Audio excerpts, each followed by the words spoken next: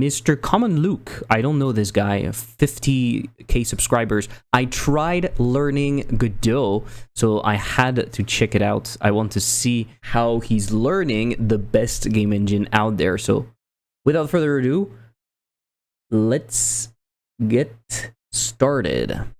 About Godot, or game engines for that matter. I have zero experience, but what I do know is that Godot is absolutely cherished by the game dev community. It's open source, beginner friendly, and Godot is amazing. It's free, unlike other game engines. Growing up, yes, I played a ton of games. Godot is amazing. But actually making a game always seemed a little too intimidating to ever try. Until today, because I'm gonna find out, can a complete beginner go from zero Godot experience to a fully working game in 24 hours? And once I'm done with my game, I'm gonna force my friend to play through it and rate it out of 10. This guy looks like you? No. Was how to install Godot.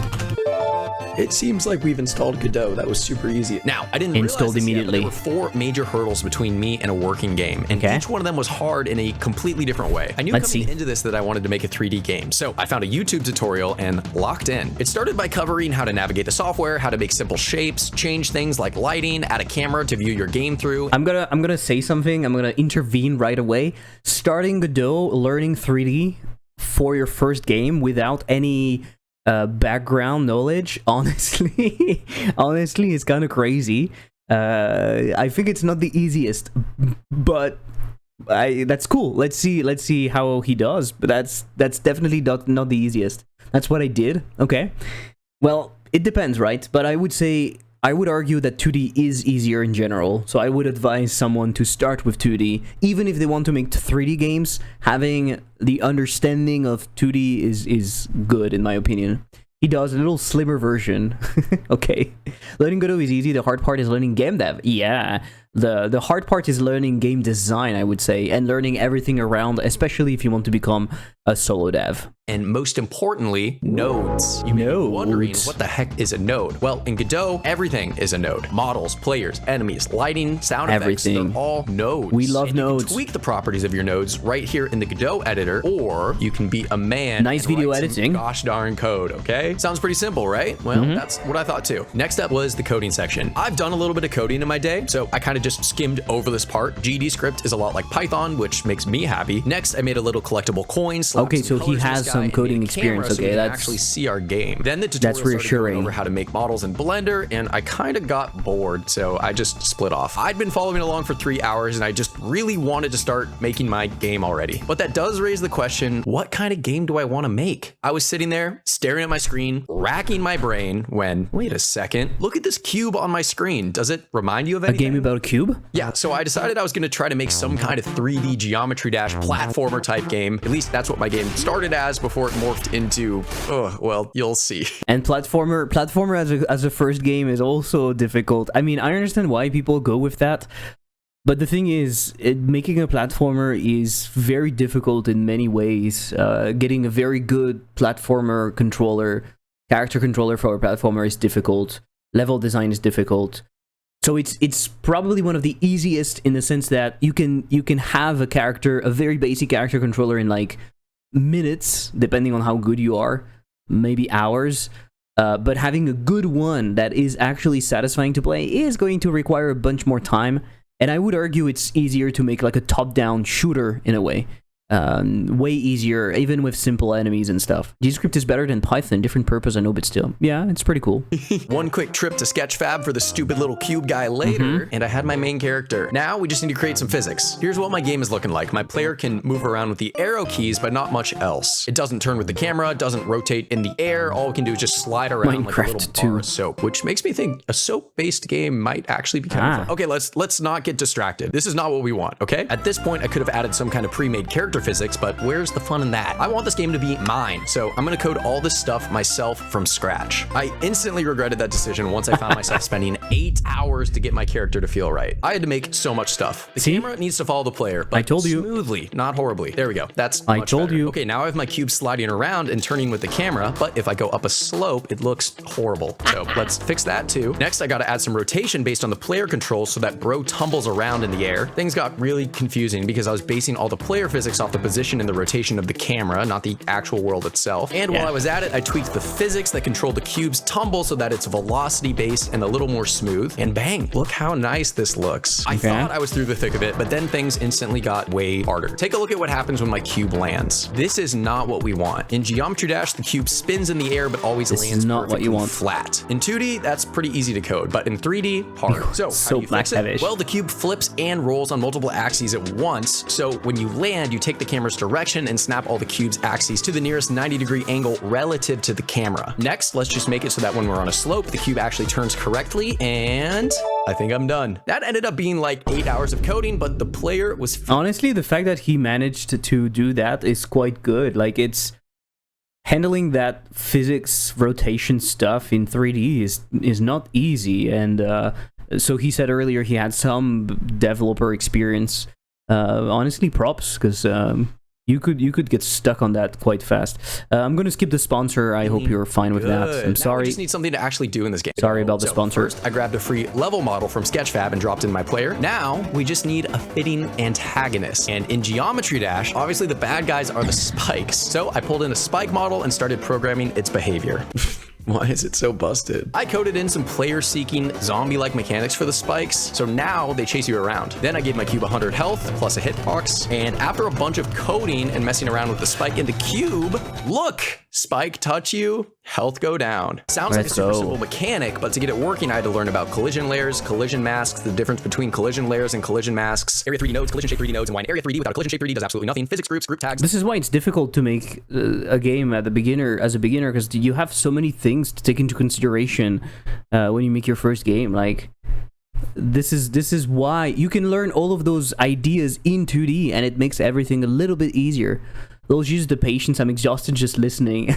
Yeah, this game looks fun, actually. Yeah. We are going to see at the end, but yeah, why not? That sounds pretty cool. Oh, Andreas. Entered signal, the area entered signal, which of those two signals I actually wanted, signal connections, why my signal wasn't firing, and finally, how to show a health bar on the screen. A lot of stuff. Look at that. You're dead as hell, bro. Anyways, now that our game has enemies, our player needs a way to fight back. So naturally, I decided to add in an op with a slick ass What the fuck? So now I just need to reinvent third-person shooter mechanics.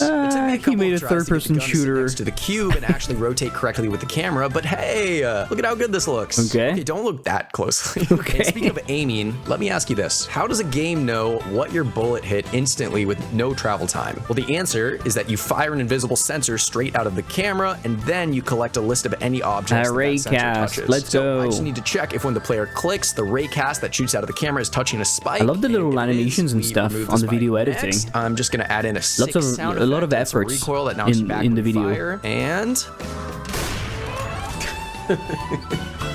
oh my god. Holy shit. There's a lot of guys spawning. Wow, this game is really shaping up. But I have another problem. The knockback from the gun is actually so strong that it lets you fly infinitely if you fire at the ground. So I'd better fix that. Also, next, I just have to make the gun collectible. just to continue on the 3D aspect, I think one thing people don't realize is 3D games require more effort to be polished, and it's very easy. I mean, as a beginner, you don't necessarily care for the polish, but it's very easy to end up with a game that looks very rough because of the 3D aspect. It's hard to explain why, but everything stands out more in 3D, like how your world is empty, how it is flat, and stuff like that. And so 3D is really difficult to make interesting when you're a beginner. I would argue that maybe with time you can actually make quite interesting stuff easily, but as a beginner it's much easier to make a 2D game that is polished. My 3D game ended up when I tried to rotate Rigid Body in 3D, so yeah, I do get that. They didn't use navigation agents, good for his sanity. Why not mix it up and make it so the triangle cubes are thirsty men and you are women with no moral compass? Not safe for word, bestseller idea maybe. Unshaded materials could fix all of these. Yeah, but then if you have unshaded materials, then you have to basically you have to have like an art style, a direction, and so you need to decide what you want to do. Do you want to have lighting? Do you want to have cell shading? Do you want to have no shading at all, and then you just use flat colors and you make them cool and maybe use some post-processing? But all of those things are a lot of work when you're new to that. So it's quite difficult, right? All of my code for the op actually secretly lives in the player node, but I can turn it on and off. So I made a separate scene that contains a collectible and spinny version of the gun that activates gun mode if you pick it up. Next, I created some wave mechanics that spawn in a bunch of spike enemies from this crocodile airplane. Once you've cleared all the normal spikes, a big baddie boss spike spawns, which tanks a couple of op shots to the face before dying. Next, I added in some UI elements, a reload bar for the ops. I'm a little disappointed that the game is not going in the platformer direction, and it's going in the shooter direction in a way. I know, I just said the opposite earlier. I just said it's probably better to do a shooter, but it just became a generic third-person shooter, whereas with the cube and like the 3D version of Geometry Dash, maybe would have been fun. Maybe would have introduced some complexity in the gameplay and stuff. So I'm not entirely convinced. I'm judging that as if it was a Steam game. It's just a first game, so it doesn't really matter. The fact that it works is already super cool. Action delay and a crosshair, which is literally just a text label containing a plus sign. I'm sure 3D Geometry Dash and Smart Spikes sounded fun. Yeah, totally. Even maybe like as an arena game, like you have to survive for a while, you have to dash around to avoid the enemies and stuff. It could have been fun. The real Jessica, I was sad when he walked away from soap. I understand that, but as a streamer and as a YouTuber, you usually walk away from soap, if you see what I mean. Unrealistic cube would definitely struggle to roll 0 out of 5. There's a better way to do that, but I don't know what it is. So we have a little gameplay loop. Added some UI. Okay, cool. I got so distracted adding no scoping to this game that I forgot what Geometry Dash was all about. Yeah. The friends we made along the way. Platforming. Geometry Dash. Platforming. Let's go back to platforming. So I spent the next few hours building an obstacle course Let's that go. the player has to survive before We're back. entering the arena. Chat, Let's we're throw in back. Some floating platforms, some gaps, some horrible spheres that are really hard to jump on. Basically, Let's go. Everything we need for a full test We of won. the deep mechanics of the movement system that I've spent so many hours listened to us. polishing. I do think the base physics and the controls of our player would make for a really fun Faudian style game, kind of like Getting Over It. So maybe someday I'll build that out. Let me know if you'd like to play a game like that, I guess. Next, I added a giant kill box under the level so you actually reset if you fall. Okay. And then finally, a bit of polish. Let's bit pick of out some sound polish. effects, find some fitting music, and Dating sim background let's music. take a look at the final product and see what my friend rates my game out of 10. All right, I've been working very hard Let's on go, a game. Mr. Friend. I actually, believe it or not, poured 19 hours into development of the game you're about to play. And That's not a I don't wanna lot, tell you anything honestly. about the game. Honestly, that's not a lot. 19 hours. So it's 19 actual hours. Like it's not 19 hours to make your first 3D game with platforming and shooting and stuff. Honestly, pretty good. Pretty good. Your live, unfiltered reaction. Sounds good. Isn't Alright, he Go ahead and click European? Play in browser. Whoa, okay, here we go. It's like Wow, the Geodash controls. The controls look rough. What do you think about the What the graphics? Yeah, I just went through the It's a little rough. great game. Don't know why that's happening. Nice. The gun disappeared. Oh no, Yeah, when careful around the you edges, arrive inside the arena, I A guess. little clippy. I've noticed. That's Yeah, that's going to be hard. Yeah, movement's a little tough. I can't. It's not letting Let me me get you jump past off. that part. Let me Okay. get you past that part. I'm just gonna get you into the Coliseum because that's when the game really starts to shine. If I one-shot this, You know what? It's giving me an idea. He talked about creating a Faudian game, a Faudian-like game. You take the cube as a rigid body and you just apply an impulse, kind of like Jump King. So you make Jump King but in 3D with a cube. Maybe that would be fun. It would be relatively easy to implement, and then it would be mostly game design. That could be fun, because the cube would sometimes land on like an edge and then would like fall on the wrong side and stuff. And maybe you have different sides of the cube depending on where you land on the cube. You can like jump differently. I don't know, that, you know, kind of like a dice. You would have a stronger jump depending on what face is touching the floor, and so you have to think about that, and maybe you can rotate while in the air to kind of influence where you're going to land and how you're going to go back. That would have been fun, I guess. But that, not bad. He was pretty fast. Yeah, he was pretty fast. Did you look at the latest video from Tyler, by the way? Yeah, we looked at it yesterday on stream. Nice. We looked at it yesterday on stream. Oh my god, he managed to go there. Oh, no, no, no. And he went back? Oh, okay. He was lucky. All right. Very Back up from lucky. here. What is that? There's more coming. It's Bombardilo Crocodilo. You got the op? Pick it up, pick it up. I'm trying. Dude, don't get hit by those. Don't get hit by those. Watch out. They're just lining up for Those me. are the spikes.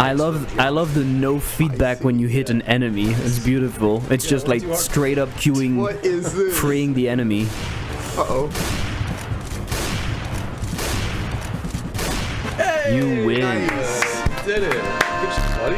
Thank you, pal. Yeah. All right, so that's my game. Took a long time to make it. Yeah, I can tell. Do me a favor. can Would you tell. be willing to rate it out of 10? Give it an honest Oh, score. 9. I think this needs a little bit more work. 9. Put a lot of work into it. Wasn't quite polished enough? 9 out of 10. I mean, it looks good. Not quite a 10. Not quite a 1. Is it almost a 10? I'm gonna give it a 2. Okay. That's fair. 9 for the effort. Entertained us for about 4 minutes. Yeah.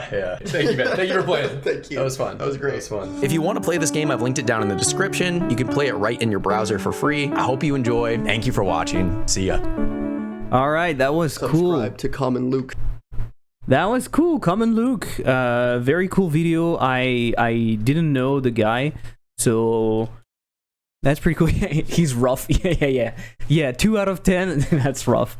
We can see when we rotate, we have that disconnect between the player movement and the camera. This is probably because it's not updated in the right process.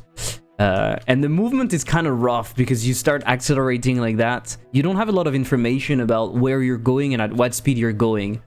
This is mostly because the floor is the same color, and because you have absolutely no feedback, like no animation on the character, no particles, nothing. So it's kind of difficult to know where you are. Also, you have no shadow. You have no shadow below you, so it's difficult to know where you're going to land. This one is red. I don't know why, and I went directly through the floor. Okay. So far, so good. This is going to be hard. I think I'm going to try to skip everything. Yeah, that's the technique, right? You just skip everything. That way it's easier. Let's speed run that shit.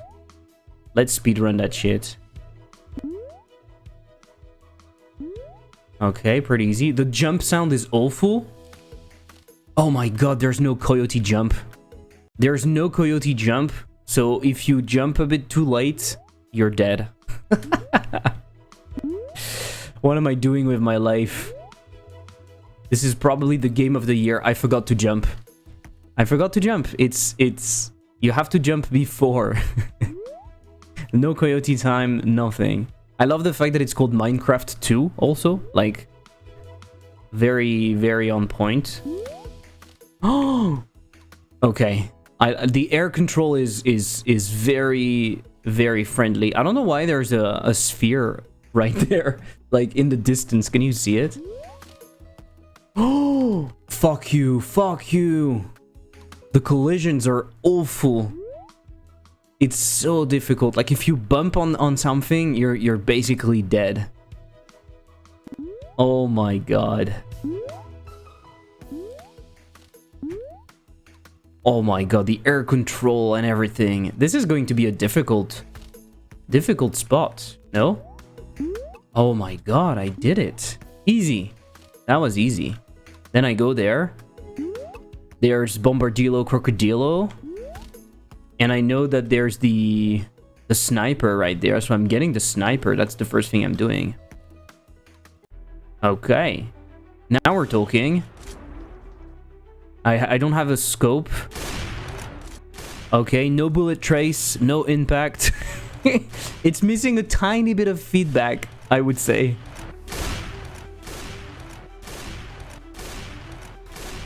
I found the way to play this game. I found the best way to play this game.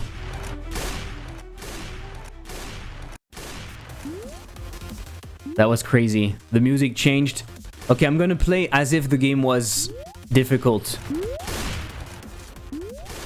360! Let's go! I love the fact that you can continue, like, you can't move or anything, but you can still shoot. I really love that. And you can restart. You can restart, but honestly, why would you restart? Because it's a really good game, right? Like, look, I'm tempted to go and play more of this game. Shit, no, that's it. That's it. Goodbye!